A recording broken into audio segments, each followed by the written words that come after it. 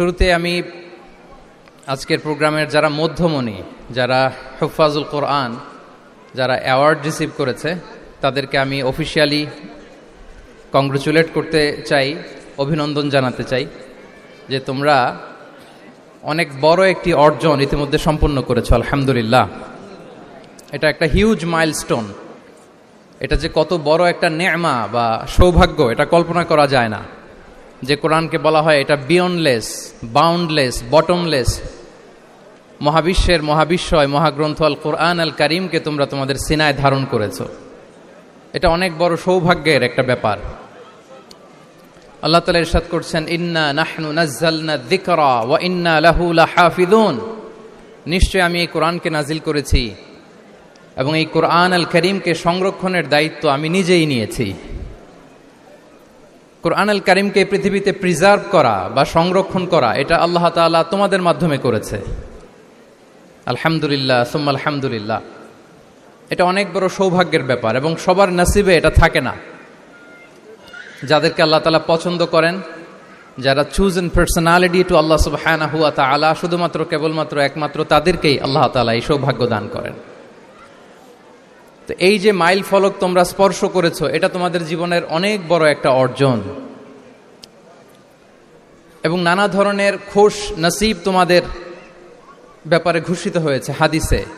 আল মাহিরু বিল কোরআন মা আসসাফারাতিল কিরামিল বারারা, ইকরা ওয়ারতাকি ওয়ারাত্তিল কামা কুনতা তুরাত্তিলু ফিদ দুনিয়া ফাইন্না মানজিলাতাকা ফি আখিরি আয়াতিন তাকরাউহা।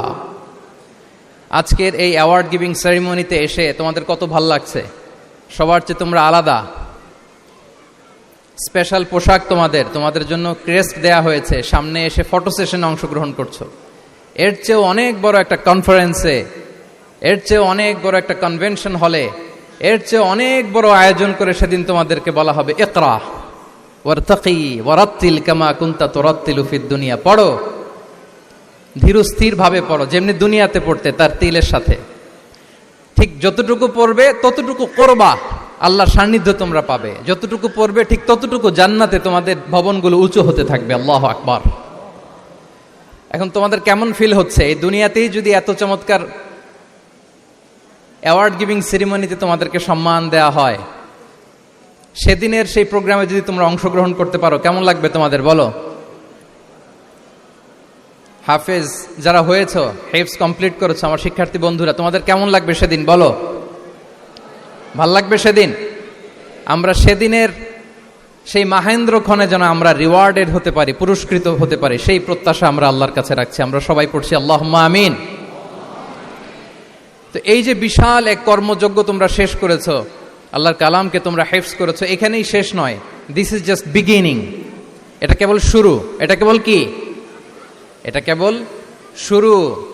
এই যে মাইল ফলক তোমরা স্পর্শ করেছো, এরপরে অনেক দূর তোমাদেরকে যেতে হবে। মাইলস টু গো, অনেক দূর যেতে হবে। এখন যেটা তোমাদের করতে হবে, কনসিস্টেন্ট রিভিশনে থাকতে হবে, মোরাজা করতে হবে এই কোরআনকে। এই কোরআনকে হেফজ করে ফেলা এটা সহজ, কিন্তু এটাকে টিকিয়ে রাখা বড্ড কঠিন। আমরা অনেক হাফেজে কোরআনদের সাথে পরিচয় হয়, তারা বলে যে শেখ হেফজ করেছিলাম কিন্তু এখন মনে নাই, ভুলে যায়। তো হেফজ করে ফেলাটা সহজ, কিন্তু এটা সিনায় রাখা মরণ অবধি, যতদিন দুনিয়াতে বেঁচে থাকি ঠিক ততদিন এই কোরআনকে প্রিজার্ভ করা, সিনাতে রাখা, এটা বড্ড কঠিন, অনেক বড় চ্যালেঞ্জ এটা তোমাদের জন্য। সো এই continuous revision of the holy Quran এটা তোমাদের লাগবে। আল মুদাওয়ামাতু আলা কিরাআতিল কোরআন, প্রতিদিন ডেইলি বেসিসে এটা তোমাদের ডেইলি ওজিফা করে নিতে হবে। আমি সম্মানিত অভিভাবকবৃন্দ যারা আছেন তাদেরকেও বলবো যে এটা একটা টিম ওয়ার্ক। আপনাকেও হেল্প করতে হবে এখানে। আপনার বাচ্চা কোরআন তেলাওয়াত করবে, আপনাকে শোনাবে, আপনি তাদেরকে শোনাবেন। এই টিম ওয়ার্কের মধ্য দিয়ে এই কোরআন প্রিজার্ভ হবে, এটা থাকবে। এটা বড্ড জটিল। কোরআন হেফজ করা সহজ, কিন্তু এটাকে ধরে রাখা খুবই কঠিন। সো তোমাদের জন্য first and foremost reminder tonight, প্রথম রিমাইন্ডার হচ্ছে যে রেগুলার বেসিসে এই কোরআনকে মোরাজা করতে হবে, তা না হলে এই কোরআন থাকবে না। এবং আল্লাহ রাসূল সাল্লাল্লাহু আলাইহি ওয়া আলিহি ওয়াসাল্লাম তিনি ওসিয়ত করেছেন, তিনি বলেছেন তাআহাদুল কোরআন ফা ইন্নাহু আশাদ্দু তাফাল্লুতান মিনাল ইবিলি ফি উকুলিহা। তোমরা কোরআনকে ডেইলি রিভাইজ করো। যারা তোমরা হেফজ কমপ্লিট করেছো, হাফাজাতুল কোরআন, তোমাদেরকে উদ্দেশ্য করে আল্লাহ রাসূল সাল্লাল্লাহু আলাইহি ওয়া আলিহি ওয়াসাল্লাম বলেন যে তাআহাদুল কোরআন, তোমরা ডেইলি বেসিসে কোরআনকে কি করো? রিভাইজ করো, রিভিশন দাও, মুরাজা করো, এটাকে সম্মান করো।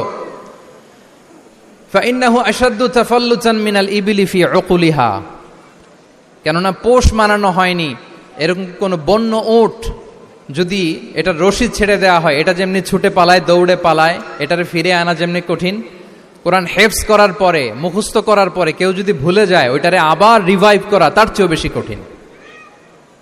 তো এই জন্য ডেইলি বেসিসে রিভাইজ করতে হবে। এবং আল্লাহ রাসূল সাল্লাল্লাহু আলাইহি ওয়া আলিহি ওয়াসাল্লাম তিনিও যাতে ভুলে না যান, বারবার কোরআন পড়তেন, বারবার রিভাইজ করতেন। রাসূল সাল্লাল্লাহু আলাইহি ওয়াসাল্লামের কষ্ট হয়ে যেত, ফলে আল্লাহ তাআলা বলেছেন লা তুহাররিক বিহি লিসানাকা লিতা'জালা বিহি ইন্না আলাইনা জামাআহু ওয়া কুরআনা ফাইদা ক্বরানাহু ফাত্তাবি' কুরআনা। নবী, আপনি তাড়াহুড়ো করে এত কষ্ট, এত প্রেশার আপনার উপর নেওয়ার দরকার নেই, আমি আপনাকে পড়িয়ে দেব। জিবরিল যখন পড়ে শুধু ফলো করেন, সেটা একবার পড়ে নিন, মুখস্থ আমি আল্লাহ করে দেব। সানুকরিউকা ফালা তানসা, আপনি আর ভুলবেন না। এরপরে আল্লাহ রাসূল সাল্লাল্লাহু আলাইহি ওয়া আলিহি ওয়াসাল্লাম রেগুলার বেসিসে কোরআন পড়তেন, সাহাবাদেরকে কোরআন শোনাতেন, আবার সাহাবাদের কাছ থেকে কোরআন শুনতেন।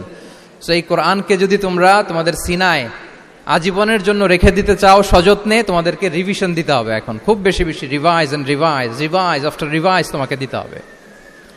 এবং সারা বছর কোরআনের যতটুকু নাজিল হতো, আল্লাহ রাসূল সাল্লাল্লাহু আলাইহি ওয়া আলিহি ওয়াসাল্লাম রমাদান আল মুবারাকে জিবরিল আলাইহিস সালামের সাথে রিভিশন করতেন।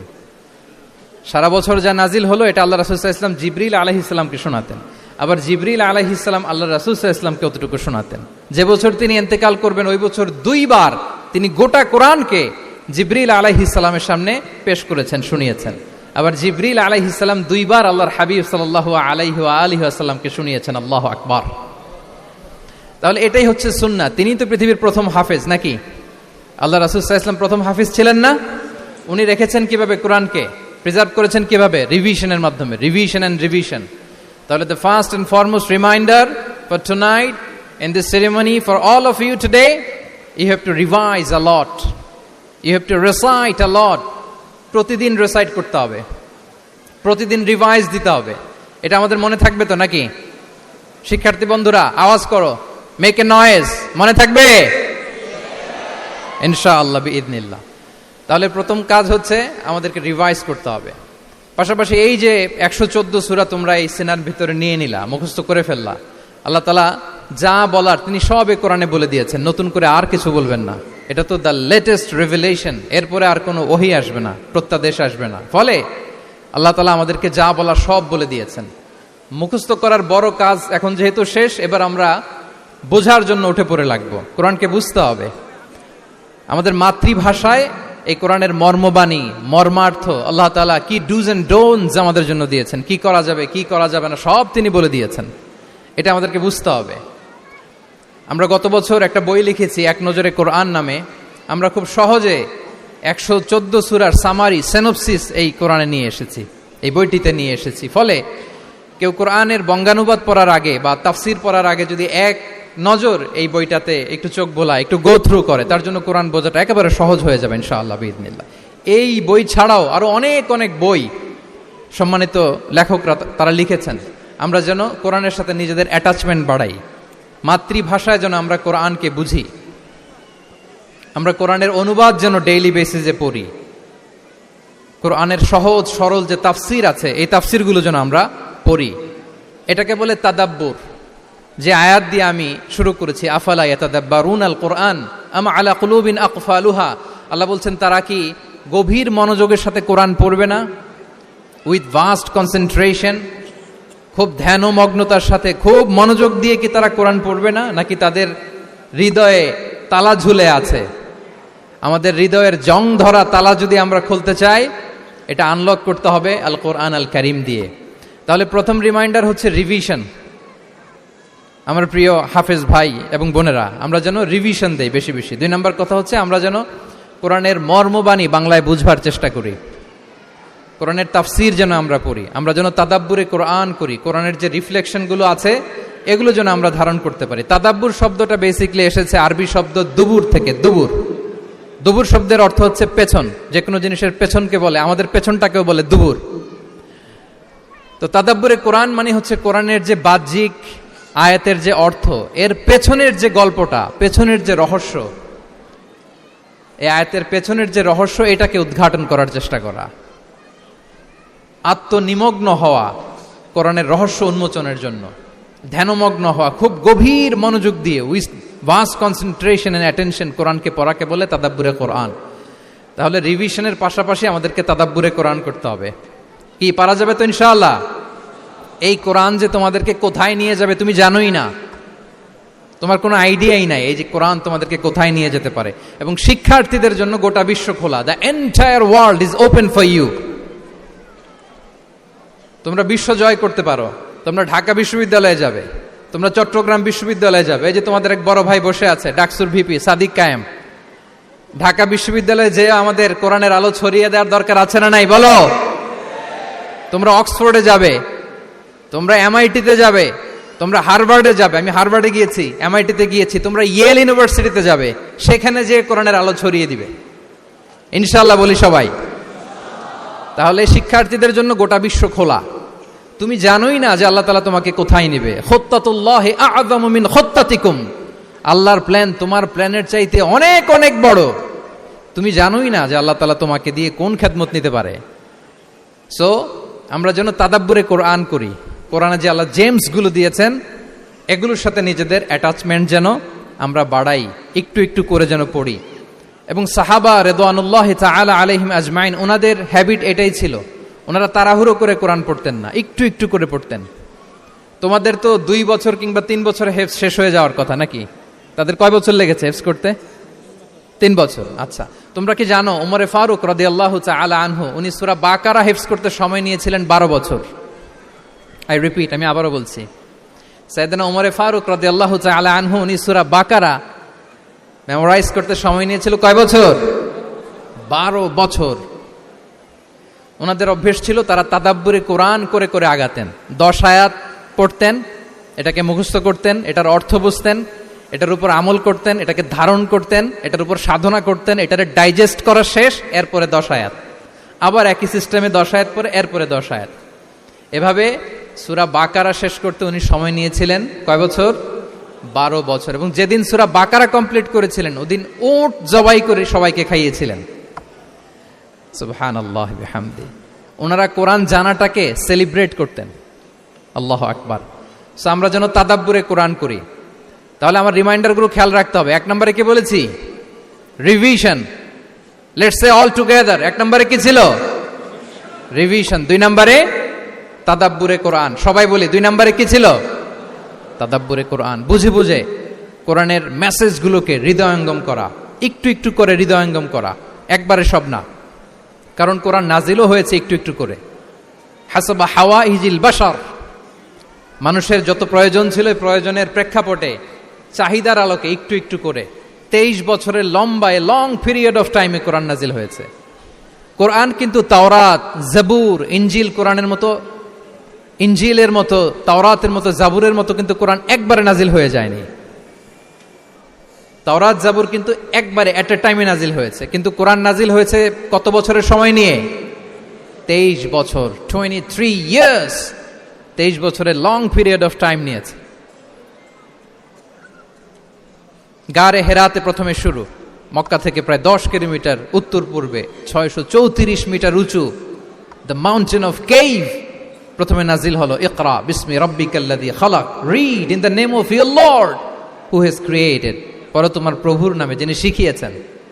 এই তো নাজিল হতে লাগলো, কখনো মক্কায়, কখনো মদিনায়, কখনো ঘরে, কখনো বাইরে, কখনো মরুভূমিতে, কখনো বাজারে, কখনো যুদ্ধের ময়দানে। রাসূল যেখানে, সাথে সাথে কোরআনও সেখানে, একটু একটু করে। আল্লাহ রাসূল সাল্লাল্লাহু আলাইহি ওয়া আলিহি ওয়াসাল্লাম উনি ওনার জীবনে, পরিবারে, সমাজে যখনই কোনো সংকটের মুখোমুখি হয়েছেন তখনই সমাধান হয়ে হাজির হয়েছে কোরআন। সুবহানাল্লাহ বিহামদি। যখনই সংকট তখনই কি? কোরআন। যখনই কোনো প্রবলেম ফেস করেছেন কোরআন, কারণ কোরআন হচ্ছে দ্য প্রবলেম সলভিং মেথডোলজি। যখনই সমস্যা সমাধান নিয়ে হাজির হয়েছে কোরআন। তাহলে আমরা যেন তাদাব্বুরে কোরআন করি। পৃথিবীর সবচাইতে ইন্টারেক্টিভ বুক এটা। একটু একটু করে নাজিল হয়েছে, খুবই জীবন ঘনিষ্ঠ। তোমরা যত পড়বে, যত রিসার্চ করবে, যত এক্সপ্লোর করবে, তত এই জ্ঞান, এই নলেজ, এই রহস্য তোমাদের কাছে ধরা দেবে। তাহলে 1 নম্বরে হচ্ছে রিভিশন, 2 নম্বরে হচ্ছে তাদাব্বুরে কোরআন, যেটা বলেছি যে এটা ইন্টারেক্টিভ বুক। যখনই রাসূল সাল্লাল্লাহু আলাইহি ওয়াসাল্লাম সমস্যার সম্মুখীন হয়েছেন, তখনই কোরআন আলোকবর্তিকা হয়ে হাজির হয়েছে। এবং কোরআনকে আল্লাহ আলো বলেছেন অনেক জায়গায়, ওয়া আনসালনা ইলাইকুম নূরাম মুবিনা, নূর বলেছেন আল্লাহ তাআলা, এটা আলোকবর্তিকা।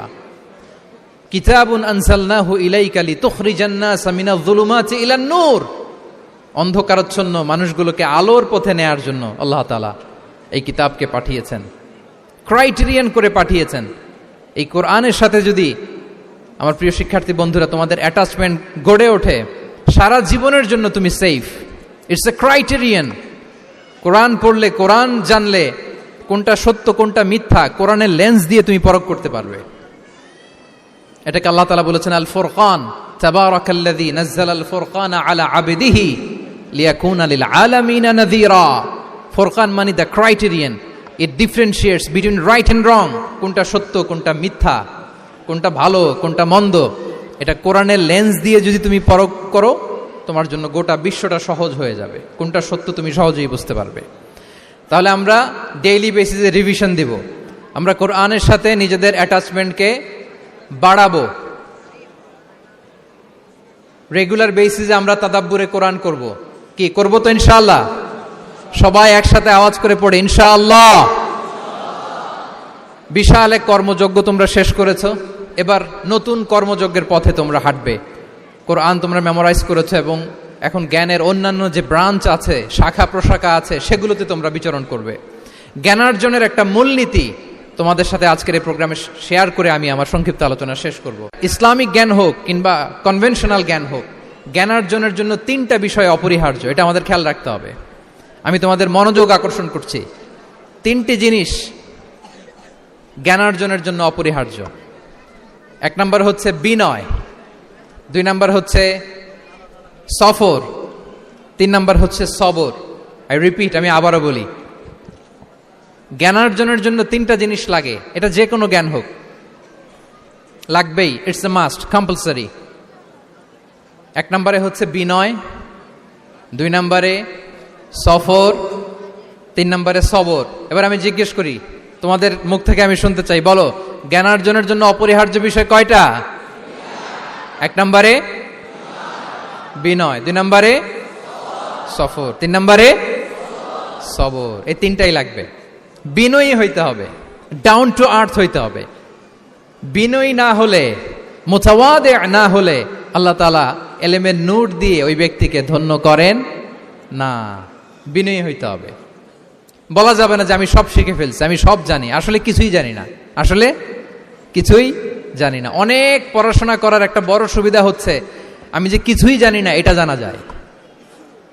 যারা অনেক পড়াশোনা করে, গভীর জ্ঞান অর্জন করে, অনেক পড়াশোনা করার একটা বড় ফায়দা হচ্ছে যে এটা জানা যায় সব শেষে যে আমি কিছুই জানি না। আবুন নওয়াস একটা চমৎকার কবিতা লিখেছেন, উনি বলেছেন ফাকুল লিমান ইয়াদঈ ফিল ইলমি ফালসাফাতান হাফিজতা শাইআন ওয়া গাবাত আনকা আশিয়াউ।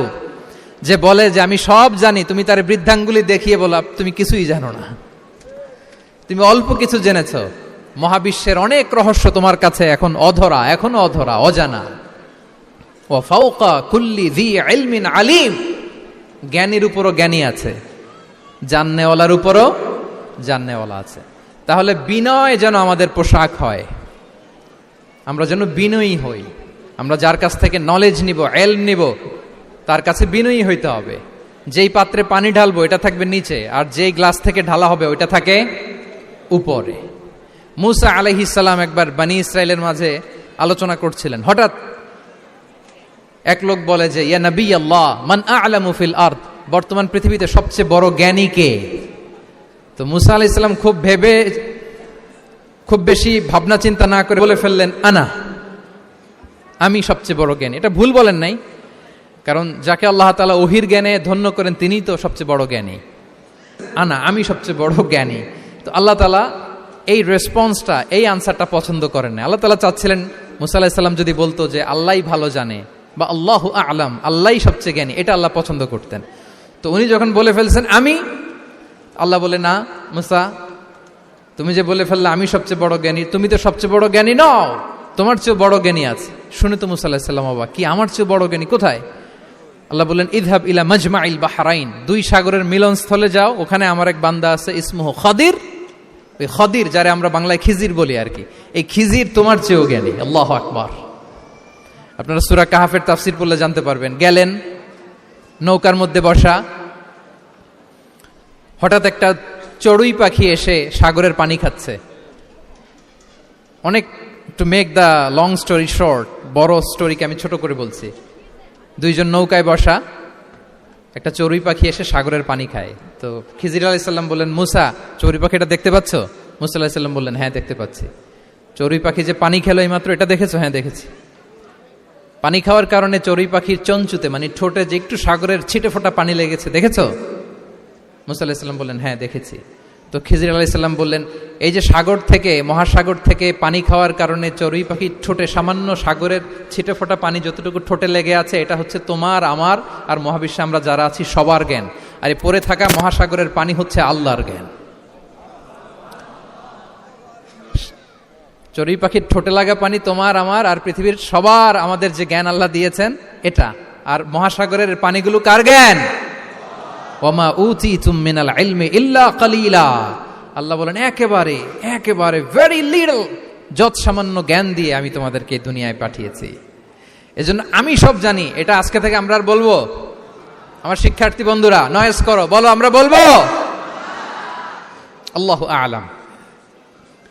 আল্লাহ ভালো জানেন। সাহাবাদের এই বৈশিষ্ট্য ছিল, ওনারা বলতেন আল্লাহু ওয়া রাসূলুহু আ'লাম, আল্লাহ এবং আল্লাহর রাসূল ভালো জানেন। এবং আমাদের ক্লাসিক স্কলারদের এই বৈশিষ্ট্যটা ছিল, অনেক প্রশ্নের উত্তর ওনারা দিতেন না। আমাদেরকে তো প্রশ্ন করলে আমরা হুটহাট উত্তর দিয়ে দিই। অন অ্যান অ্যাভারেজে 10টা প্রশ্ন করলে ইমাম মালিক এর মধ্যে অধিকাংশ প্রশ্নের উত্তরে বলতেন আনা লা আ'লাম, আমি জানি না। আমি জানি না এটা যখন আমরা বলতে শিখি, তখনই বেসিক্যালি আমরা নলেজেবল হয়ে উঠি, জ্ঞানী হয়ে উঠি। তাহলে জ্ঞানার্জনের জন্য অপরিহার্য কয়টা বিষয় বলেছিলাম? মনে আছে না? ঘটনা শুনতে শুনতে কয়টা মোট? 1 নম্বরে বিনয়। আমরা বিনয়ী হব। আওয়াজ করে বলি, আমরা কি হব? আমরা বিনয়ী হব। এই যে আমরা কোরআন হেফজ করলাম, এরপরে তুমি যদি বুখারী হেফজ করো, মুসলিম হেফজ করো, এটা তোমার বাহ্যিক জ্ঞান অর্জন হয়েছে। জ্ঞানের দুইটা সাইড, একটা ইন্টারনাল নলেজ আর একটা হচ্ছে এক্সটার্নাল নলেজ। বাহ্যিক জ্ঞান এটা হয়েছে, আরেকটা আছে ইন্টারনাল নলেজ, এটাকে বলে অন্তর্নিহিত জ্ঞান। ইলমে লাদুন্নি ওয়া আল্লামনাহু মিন লাদুন্না ইলমা। এটা শুধু কোরআন হেফজ করলেই হয় না, এটা কোরআন পড়ার পরে, হাদিস পড়ার পরে, এগুলোর উপর আমল করার পরে, বছরের পর বছর সাধনা করার পরে আল্লাহ তাআলা কোনো ব্যক্তিকে ইলমের নূর দেন। এটা এত সহজ না।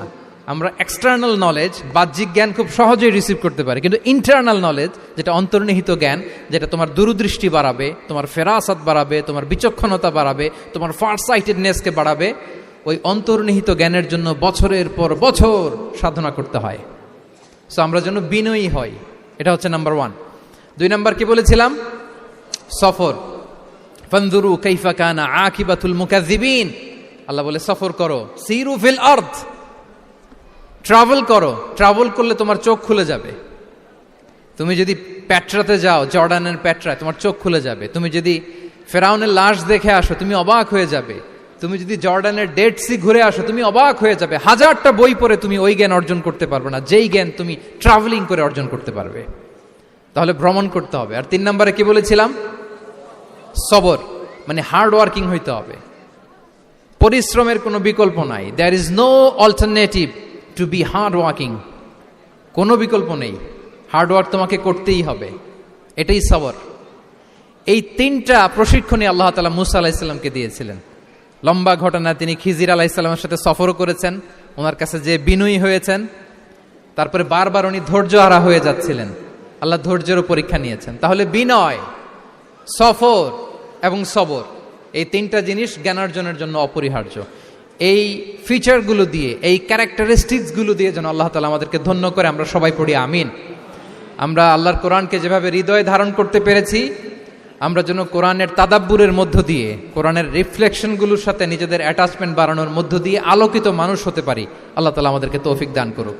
আমি আবারও তানজিমুল উম্মাহ ফাউন্ডেশনকে অন্তরের অন্তঃস্থল থেকে শুভেচ্ছা জানিয়ে এবং তোমাদের যে এই চমৎকার সাফল্য, এই সাফল্যর ধারাবাহিকতা কামনা করে তোমাদের জন্য প্রাণ ঢালা অফুরান দোয়া এবং ভালোবাসা রেখে আমার সংক্ষিপ্ত আলোচনা এখানেই শেষ করছি। আল্লাহ তাআলা আমাদের সবাইকে কথাগুলো বোঝা আর আমল করার তৌফিক দান করুক।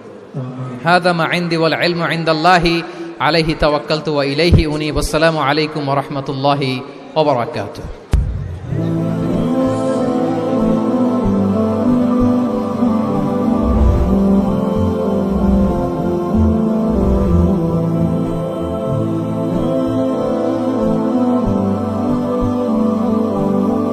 Rose TV 24. Enjoy by listening to the Holy Quran.